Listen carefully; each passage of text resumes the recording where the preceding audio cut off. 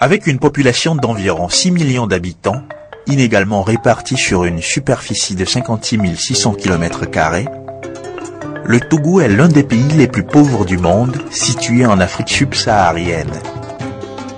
Plus de 6 Togolais sur 10 vivent sous le seuil de pauvreté avec moins de 2 $ par jour.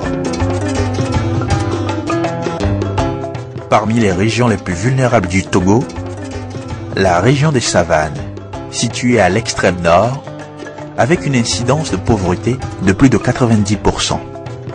C'est ici, dans cette région, que la pauvreté est vraiment palpable. Dans cette région, Naki-Est, commune très pauvre, située à une cinquantaine de kilomètres à l'est de la ville de Daparan, le chef-lieu de la région des savanes.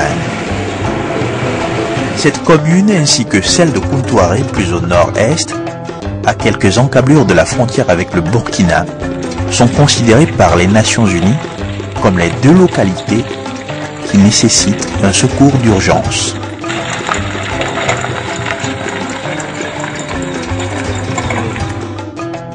Naki-Est et Kontouaré bénéficient depuis 2009 du projet Commune du Millénaire, un projet de lutte contre la pauvreté soutenu par le système des Nations Unies dans le cadre de sa mission de renforcement des capacités nationales et de soutien aux initiatives locales de réduction de la pauvreté.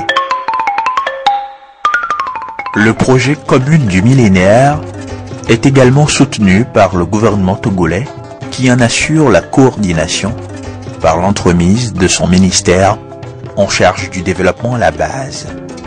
Le ministère du développement à la base étant ce ministère qui travaille au renforcement des capacités ou bien à la création des capacités au niveau des communautés pour se prendre en charge, il est évident qu'un tel programme de communes du millénaire qui cible les zones les plus vulnérables, les zones les plus pauvres du pays et qui apporte des investissements dans des domaines prioritaires, que ce soit l'éducation, la santé, l'accès à l'eau potable et surtout l'accompagnement qu'on apporte aux communautés pour qu'on leur donne les moyens de se prendre en charge. Il est normal que ce genre de programme soit sous la tutelle du ministère de développement à la base. Cette expérience est en partenariat avec le système des Nations Unies pour accélérer l'atteinte des objectifs du millénaire de développement dans les 2 communes. L'un des résultats de ce projet est la réhabilitation, ici à Naki-Est, du centre médico-social.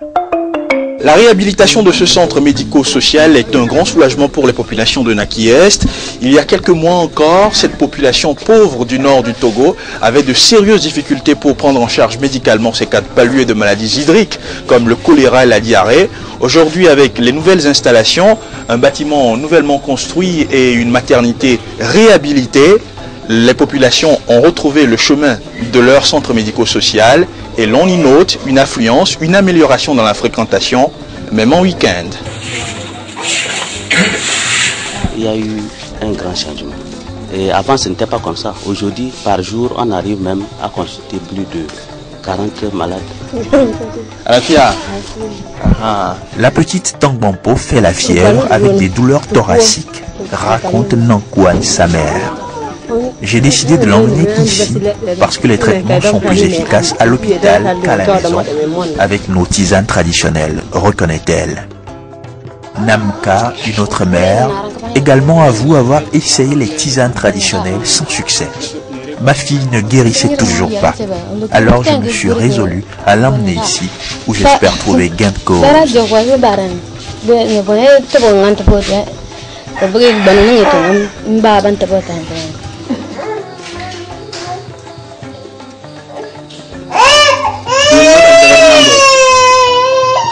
Pour que nous puissions assurer un développement dans notre pays, je crois que la population doit être en bonne santé. Nous disons, une population malade ne peut pas produire. Et si on ne produit pas, il n'y a pas la richesse. Et donc la misère s'installe naturellement. Des efforts ont été faits ces dernières années Et ce qui fait que, du moins, nous avons le minimum pour pouvoir donc permettre à la population d'accéder aux soins. Donc, en clair, c'est que tout ce que nous faisons, non seulement au niveau sectoriel, mais au niveau multisectoriel, parce que nous travaillons avec un certain nombre de départements ministériels, dont le ministère du Développement à la base pour ce qui concerne les initiatives à base communautaire. Nous travaillons avec l'action sociale qui s'occupe de la question des enfants. Les problèmes de santé les plus courants dans cette région du nord du Togo sont dus le plus souvent à la consommation d'eau non potable. Des forages ont été ainsi mis en place dans le cadre des communes du millénaire, 3 à Naki-Est et 6 à Kuntouaré. Pour assurer une meilleure éducation, des bâtiments scolaires ont été réhabilités. D'autres sont en construction, comme ici à Nayenga, un village de Naki-Est. Oh, c'est très bon. C'est très bon. C'est très bon pour d'abord le milieu et pour les enfants. Ça a aidé aussi la population parce que dans un milieu, s'il n'y a pas un bâtiment, il n'y a pas le village. Il faut l'école dans le milieu pour que le milieu soit développé. Des cantines scolaires ont été également installées dans les écoles pour y garder les élèves à la mi-journée, les épargnant ainsi des longs trajets en aller et retour de leur lieu d'habitation. Les infrastructures routières ont été également réhabilitées pour une meilleure desserte. Des bas-fonds ont été aussi réhabilités pour permettre d'améliorer la productivité agricole des paysans, des petits producteurs des communes, tout en préservant l'environnement. Sans énergie, point de développement. Des plaques solaires ont été installées un peu partout pour fournir de l'électricité aux communes et alimenter les petites salles de classe. En agissant de façon simultanée sur tous ces niveaux, l'impact ne peut que se faire sentir. L'initiative est d'autant plus intéressante que ce n'est pas une initiative qui vient de l'extérieur. Elle vise et elle s'appuie énormément sur les populations à la base qui sont invitées à s'approprier leur développement au travers de comités intervillageois de développement et qui participent réellement à la définition des stratégies devant les aider à sortir de la pauvreté. Donc un ensemble comme ça d'actions, aussi bien sur le domaine de la santé, de l'éducation, de la productivité, qui réellement ont pu impulser un développement sur le plan local. Nous sommes très contents que cette expérience se passe dans notre pays et justement ce que nous recherchons c'est que nous-mêmes le Togo nous puissions assurer le leadership d'un tel programme et que nous puissions répliquer cela dans d'autres communautés et nous pensons réellement démarrer cela parce qu'il y a des études qui sont en cours pour que au-delà de 2 communes rurales que nous puissions faire davantage afin qu'avec une bonne concentration d'investissement nous puissions atteindre les objectifs du millénaire pour le développement, que ce soit au niveau de la santé, au niveau de l'éducation, de l'accès à l'eau potable, etc. Je crois que ce projet de commune du millénaire est un bon exemple de collaboration réussie entre le gouvernement togolais, les populations à la base qui réellement s'impliquent et se veulent maîtresses de leur développement et les agences du système des Nations Unies. Il serait bon que ce partenariat puisse à présent s'élargir à l'ensemble de la communauté des partenaires au développement et que l'implication du gouvernement togolais se fasse toujours sentir de façon toujours plus accrue, de façon à ce que l'on puisse passer à l'échelle. L'une des actions qui sera encore plus bénéfique aux communautés pour assurer un meilleur développement à la base, c'est bien l'installation de plateformes multifonctionnelles avec le soutien du Programme des Nations Unies pour le développement. Ces plateformes visent à décharger un tant soit peu les femmes de la corvée des tâches domestiques, tout en leur facilitant l'accès à des activités génératrices de revenus et en leur fournissant l'énergie nécessaire pour le développement de leur communauté. Le projet de plateforme multifonctionnelle est actuellement dans sa phase de démarrage, comme ici à Naki-Est, dans le cadre des communes du millénaire. À terme, ces bâtiments fourniront aux communautés des moyens de transformer leurs produits agricoles et de pouvoir les conserver. Le centre est important parce que, vu les modules qu'on va mettre dans ce centre, à la fin, ce qu'on va mettre dedans, ça va nous aider, ça va aider nos mamans, ça va aider nos petits, nos enfants.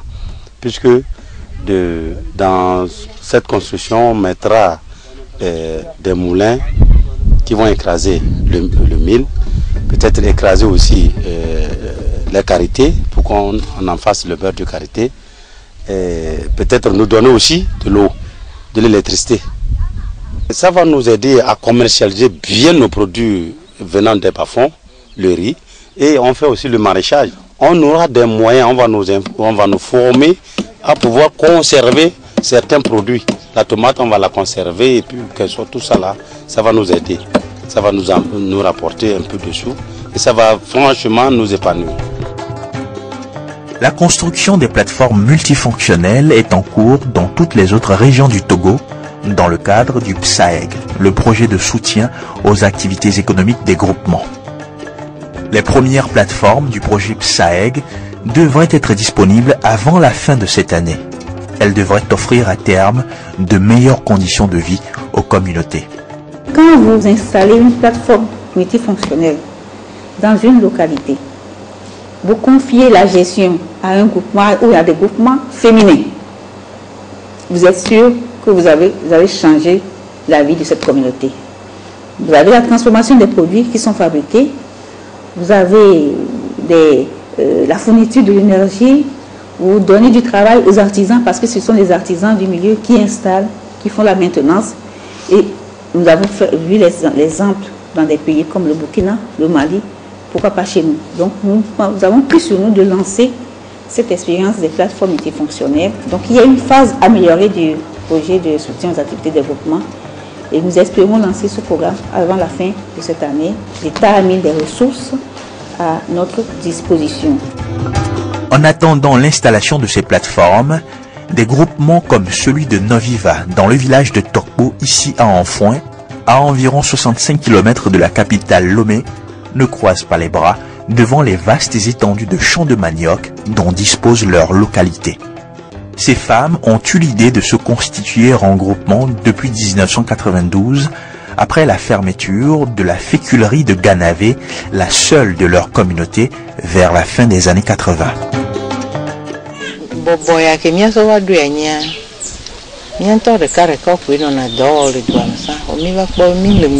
Nous nous sommes constitués en groupement pour nous soutenir mutuellement et nous avons pu bénéficier de microcrédits et de matériel de transformation, d'un moulin, d'une égreneuse. J'avoue que ce soutien du gouvernement nous a beaucoup aidés.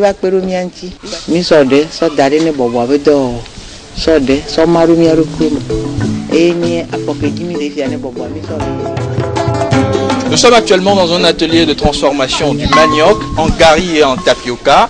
Ces deux femmes que vous voyez, et je vais relayer l'une d'entre elles, sont en train de séparer la pâte du manioc de l'amidon. L'amidon qui se recueille ici dans cette bassine. Et si je recueille un peu le contenu de cette bassine, vous voyez que ce liquide blanc va servir après à préparer du tapioca. Et le résidu que vous avez ici, qui constitue ici la pâte du manioc, va servir à préparer du gari. Et voilà donc ce que ces femmes font tous les jours, ici dans le village de Torpo, en Anfoin, pour nourrir leur famille et pouvoir se prendre en charge.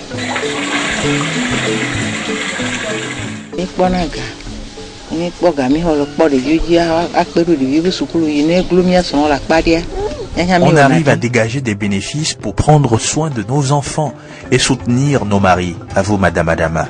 Les microcrédits conséquents dont nous avons bénéficié ont considérablement donné un coup de pouce à nos activités.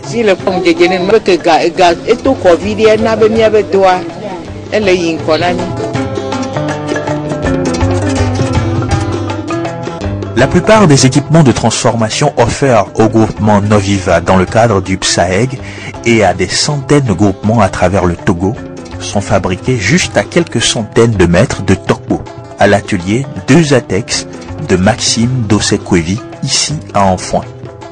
2ATEX, c'est le témoignage du parcours réussi de cet homme, aujourd'hui âgé de 45 ans. Il y a 18 ans plus tôt, en 92, Maxime a monté ici son entreprise de soudure, de tournage et d'ajustage. Aujourd'hui, il se présente comme une référence en matière de fourniture d'équipements agricoles et d'équipements de transformation au Togo. C'est l'une de mes photos, parce que j'ai commencé en 92. Tu vois, c'est moi qui est ici, il y a mes deux apprentis. Après 92, on a vraiment évolué. Il faut voir ici, c'est les égreneuses. Rien que des égreneuses qu'on a alignées comme ça ici, à l'atelier des ATS ici. J'avais fait la photographie et je faisais les petites photos de rue et pour gagner mon pain. C'est de là que j'ai économisé pour acheter la première machine à souder.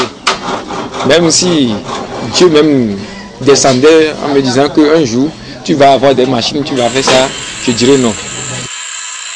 Le métier là, ça représente ma vie. Je dis bien ma vie parce que c'est tout ce que je suis, c'est le travail. Si tu ne travailles pas, tu n'es pas un homme.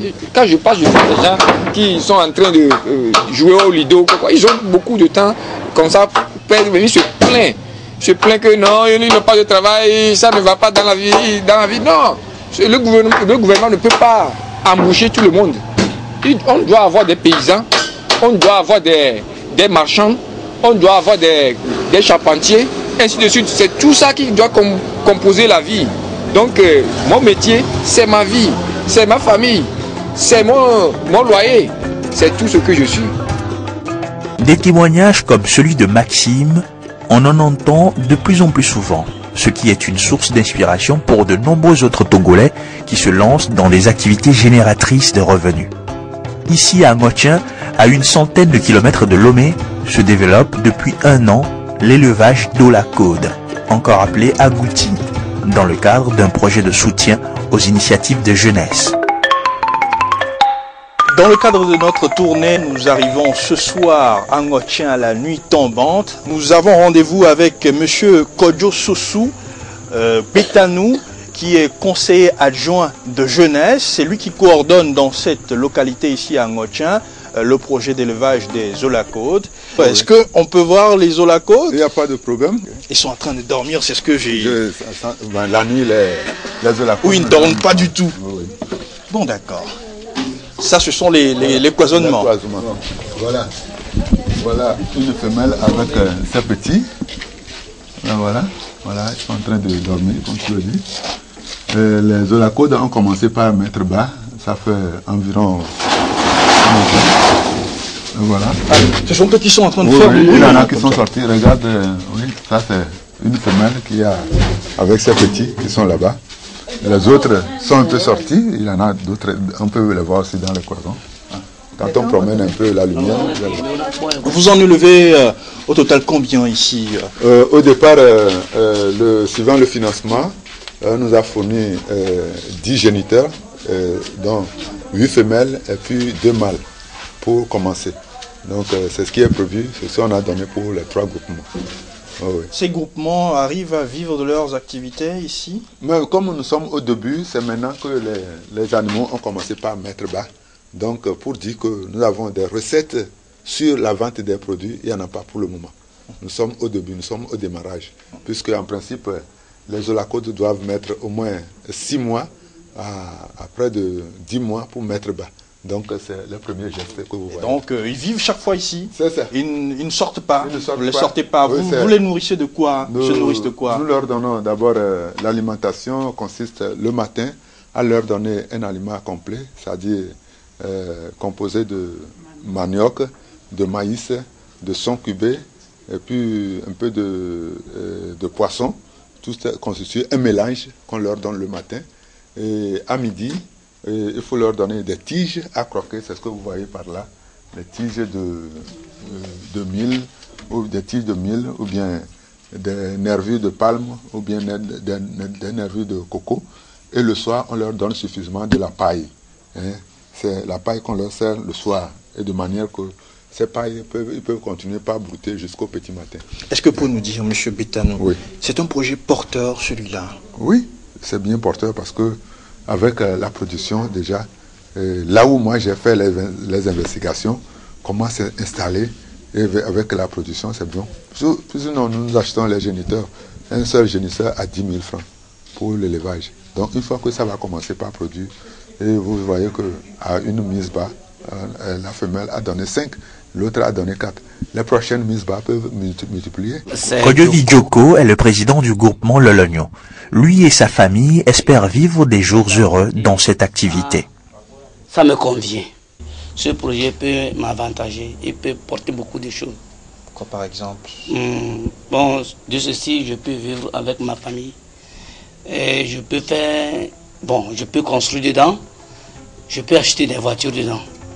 Tout ce que je peux le faire. Parce que tout projet que toi-même tu désiras faire et tu entretiens bien, ça peut batailler. Ça peut aller. Ouh, voilà un agouti.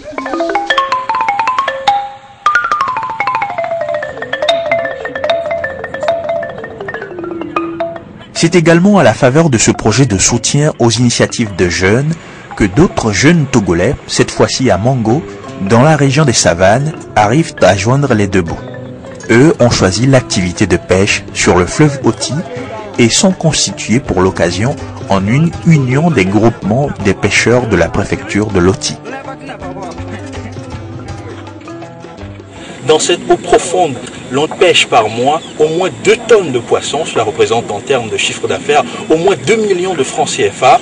Une aubaine pour les membres de cette union qui arrivent ainsi à assurer la scolarisation de leurs enfants et à vivre de l'activité de pêche.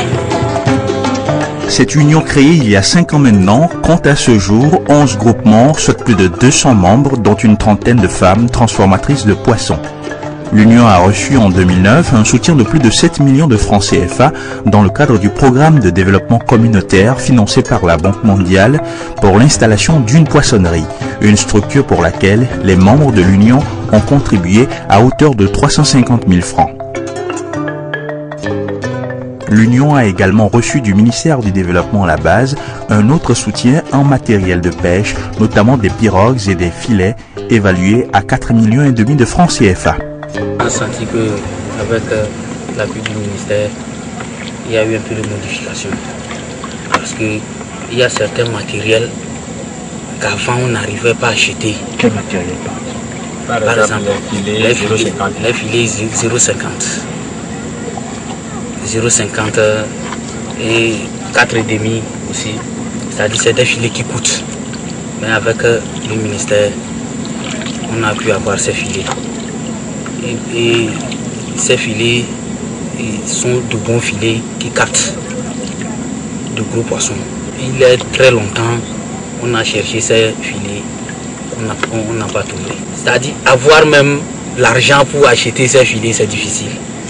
Si ce n'est pas le ministère qui peut nous faire ça, je n'ai vu personne. Avec les poissons, nous sommes reconnus sur toute l'étendue du territoire. Parce que les étrangers viennent acheter.